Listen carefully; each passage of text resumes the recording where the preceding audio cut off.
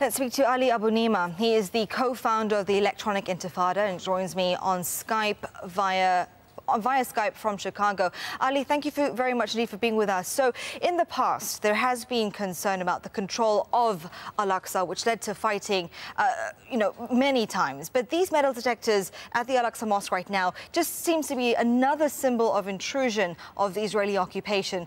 But, I mean, is this really the core issue here in terms of this conflict more broadly? No, it isn't. It's the spark. Look, after 50 years of occupation, of Israeli colonialism in East Jerusalem, settlements, record house demolitions last year, Palestinians see Israel inevitably encroaching and wanting to take over the Al-Aqsa Mosque compound, and the metal detectors are another sign of that. So far, what's been missing from the conversation is the fact that over the last 2 years, there has been a big increase in provocations by Israeli extremist groups funded by the Israeli government, whose openly declared goal is to take over the Al-Aqsa Mosque compound and to take down the existing holy sites, the Al-Aqsa Mosque and the Dome of the Rock, and replace them with a Jewish temple. Last week, after the 2 Israeli police officers were killed enforcing the occupation in Jerusalem, the head of this so-called temple movement, the organization that heads this so-called temple movement, said Israel needed to take the opportunity to impose its control.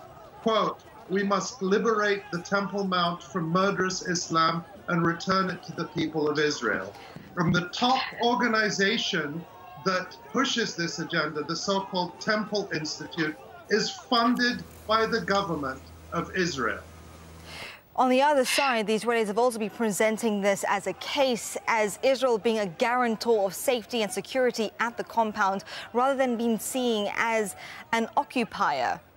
What do you say to that? Well, that's exactly what Yoav Mordechai, the Israeli general who has a great deal of blood on his hands from the attacks on Gaza that he commanded, and who is the chief military officer, who is the real ruler of the West Bank, not Mahmoud Abbas. You just had an interview with the real Palestinian president, who is Israeli General Yoav Mordechai. He rules the West Bank, and this military dictator of the West Bank is the cause of violence. Israeli occupation is the cause of violence.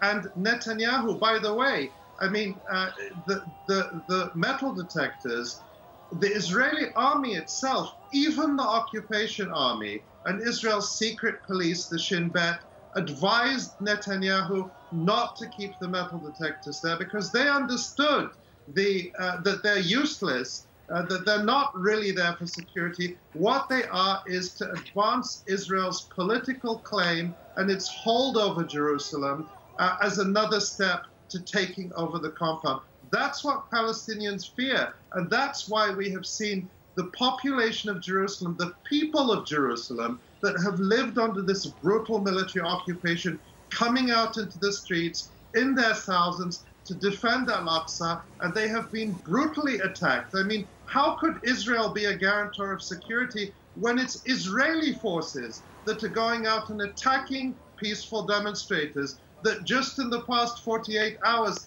killed 4 Palestinian youths, Mohammed Sharaf, Mohammed Ghanam, Mohammed Khalaf, and Yusuf Kashur today, who are simply people in an occupied territory demonstrating for their right to be free of this occupation. And how could, in those circumstances, how could anyone call the occupier a guarantor of security and stability?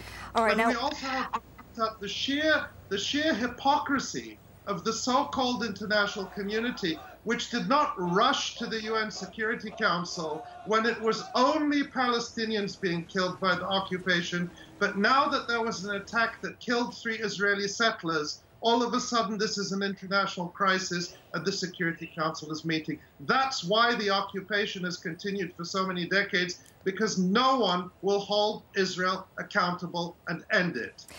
Now, going on to the domestic issue very quickly, I know we talked about Mahmoud Abbas, but clearly the Palestinians have been very frustrated with the Palestinian leadership to this day.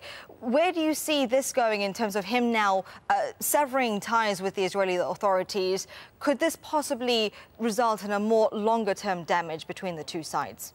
No, people should not be so gullible as to think Mahmoud Abbas is going to sever ties with the occupation, because it's the Israeli occupation that keeps the Palestinian Authority in place. Mahmoud Abbas has said previously publicly that the so-called security coordination with the military occupation is sacred, his word, not mine, and that will continue. His statement is purely for public consumption to try to look like he's doing something, but he will not, absolutely not, end his close cooperation with the military occupation that has destroyed the lives of millions of Palestinians now in the West Bank and Gaza Strip for 50 years. I'll tell you this, if the so-called international community was so concerned and they wanted to end the occupation, they could end it. But it continues because the European Union, the UN, the United States, and a whole lot of Arab regimes are content to see it continue. I mean, just imagine if all those Gulf states besieging or placing sanctions against Qatar would instead place them against Israel. But we all know they wouldn't dare. All right, Ali Abunimah, live for us on Skype from Chicago. Thank you so much for your time. Thank you.